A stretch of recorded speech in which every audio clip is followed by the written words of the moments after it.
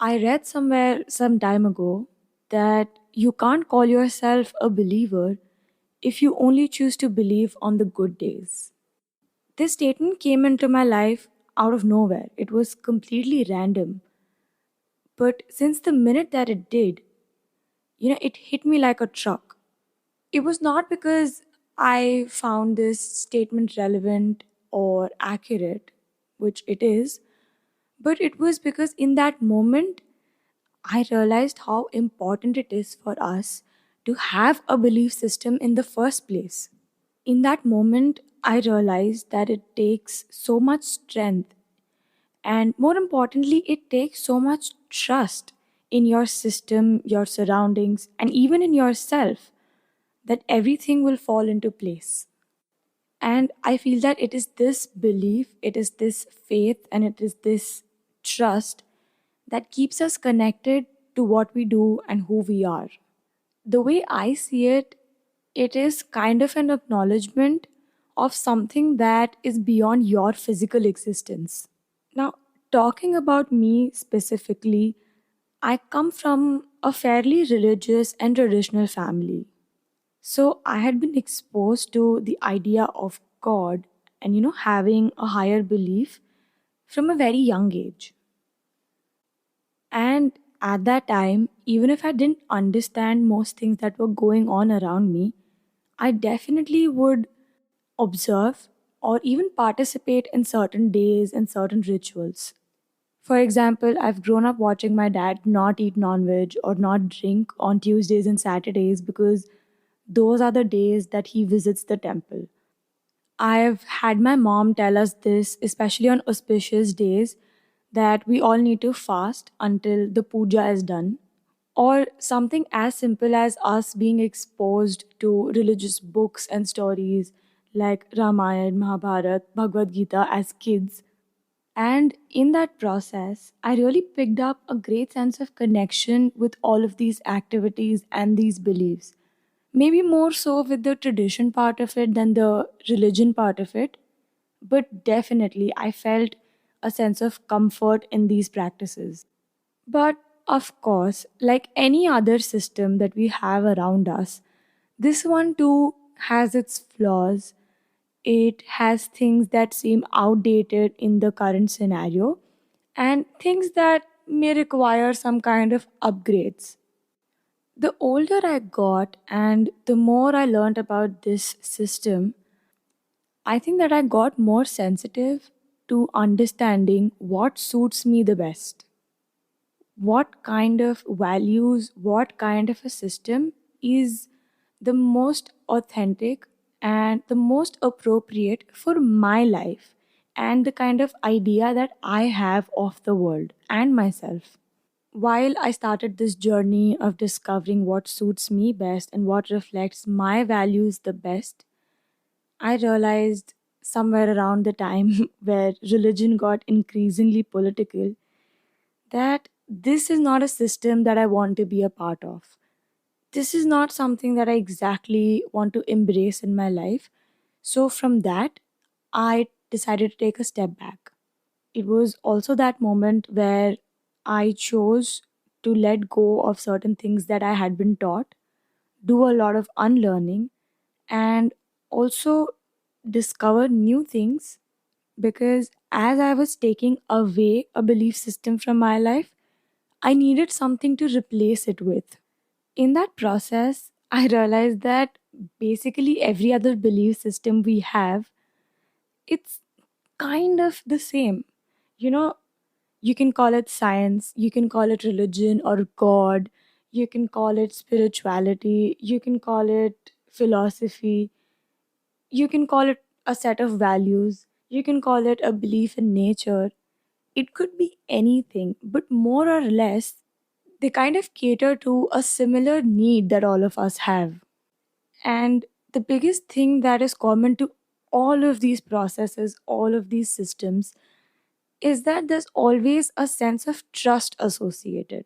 People trust their spirituality, people trust science, people trust their religion or their God, people trust their religious leaders, or people trust the universe sometimes.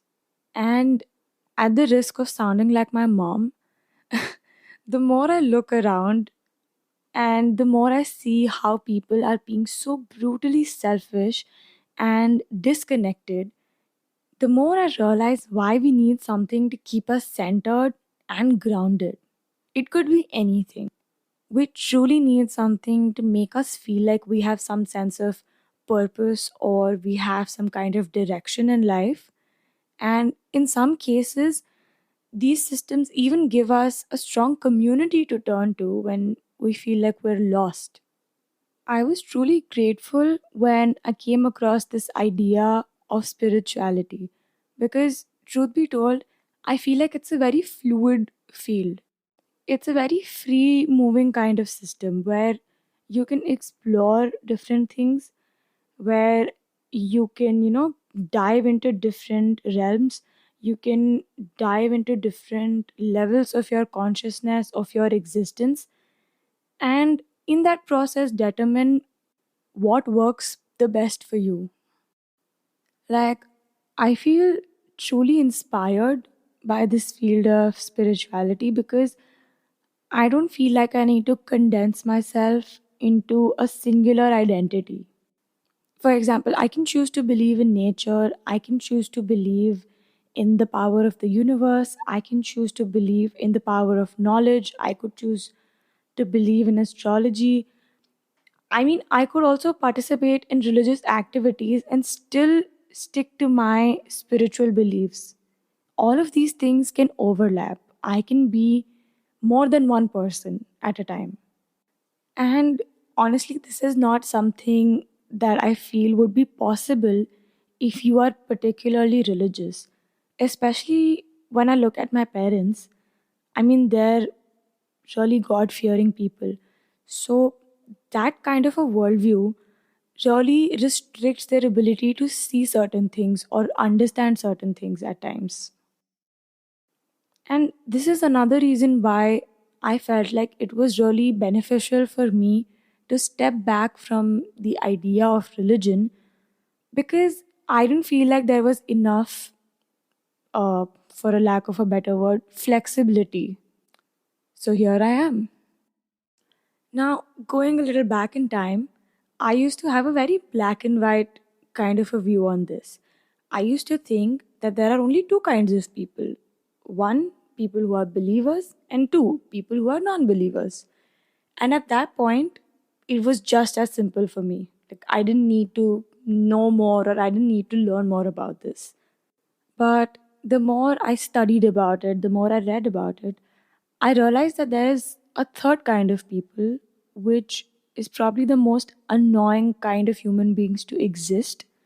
And this category includes those people who claim to believe in something, but they do it at the cost of your belief system.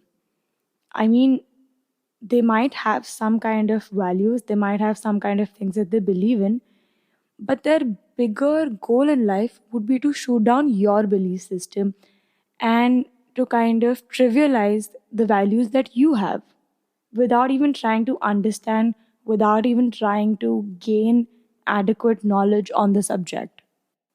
And you could choose to argue with me on this, but this third category of people that I just mentioned, they're usually men and they're usually people who claim to be quote unquote logical or scientific.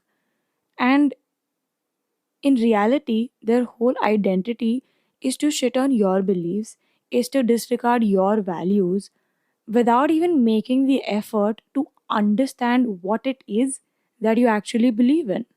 And honestly, that is borderline pathetic because just because something is different from what you choose to believe in, you can't call it wrong or you can't call it inferior. That's just not how it works. Like, my brother, do you keep forgetting that science is also a belief system? People who believe in science are the people who believe in what they see and feel and can prove to exist. And more importantly, just because I believe in something like astrology or spirituality or anything that you consider inferior, to your logical approach to life, that doesn't mean that I also don't believe the same. For example, just because I believe in astrology doesn't mean that I don't believe in science as well. It's not an either or kind of a thing.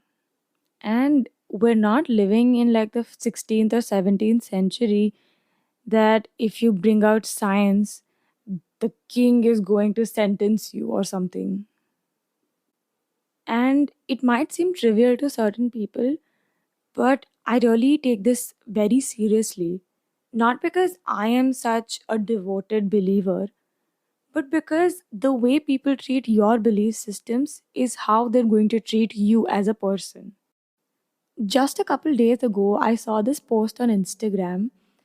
I don't remember the wording exactly, but it was a meme where this guy was saying that my answer to the question, do you believe in astrology, is going to determine whether I get laid tonight or not. Which roughly translates to I'm going to lie to this girl about respecting her beliefs and agreeing with whatever she believes in just so that she will have sex with me. Which could easily mean one of two things. A, you don't really respect the person who's in front of you, you just want to get your way. Or B, this isn't the right person for you because anyone who's not okay with you having a different set of beliefs or you being your own person, they don't respect you.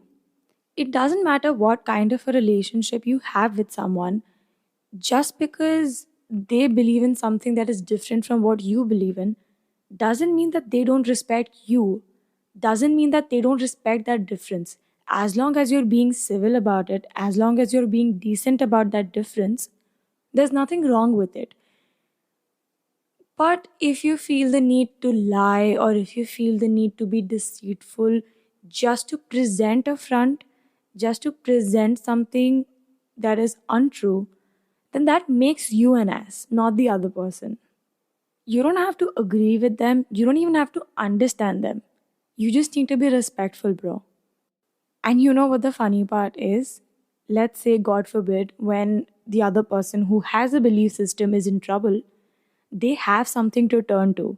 They have something to keep them grounded. They have something to give them a sense of direction. But you, a person whose entire identity is to make fun of other people without realizing what they actually believe in, you are going to be tossed aside like you're nothing because, let's face it, no one really gives a shit about a person who's disrespectful and deceitful.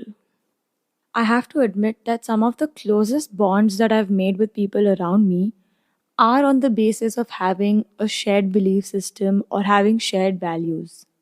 This way, you have a connection that's not only strong, but it is based on a very solid foundation. But something that is more special to me than this are the bonds that I've made over difference in beliefs. I have met so many people where the two of us have different belief systems, we have different values, but we share that respect for each other's thoughts and beliefs and ideas. We are willing to hear each other out, we are willing to learn more about what the other person believes in, and that I feel is an even more special kind of connection. What I feel is the biggest indication of a truly respectful and decent person is not just how they deal with similarities with someone, but how they deal with differences with someone. And I think this is something that we should all assess with the people that are currently in our life and also with the people that we meet in the future. Because no person, no matter how good, is going to be worth degrading your own values, questioning your own beliefs, or belittling your own self. Like, I have met a bunch of people who are really peculiar in their way of believing because they don't believe in any of the traditional systems. They're like, I believe in myself. I believe in my own potential. I believe in my own power, which I feel is a very valid outlook. I think it's a very valid belief system. But what I didn't realize earlier is that with such kind of people, you surely need to pay attention to where their belief ends and where their narcissism begins, because that is truly dangerous, not just for you, but also for them. And again, at the risk of sounding like my mom, it's really important to have something that you believe in, something that gives you purpose, because you can't escape bad days. We're all going to have bad days.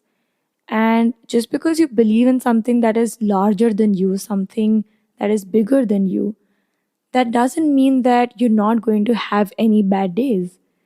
But that means that you're going to get the strength, the courage, and the patience to get through that bad day or that bad phase, whatever it is. And to basically conclude whatever I've said, I think the one message that I have for all of you is that you really need to be careful of those kind of people who believe that they are the only ones. And by that, I mean that they are so arrogant that they only believe that their physical existence and the physical world that they see around themselves is it. There is a huge difference between someone who is logical and scientific and someone who is simply myopic and basically ignorant. So stay safe, besties. This was episode 9 of Thought Vault, Believer.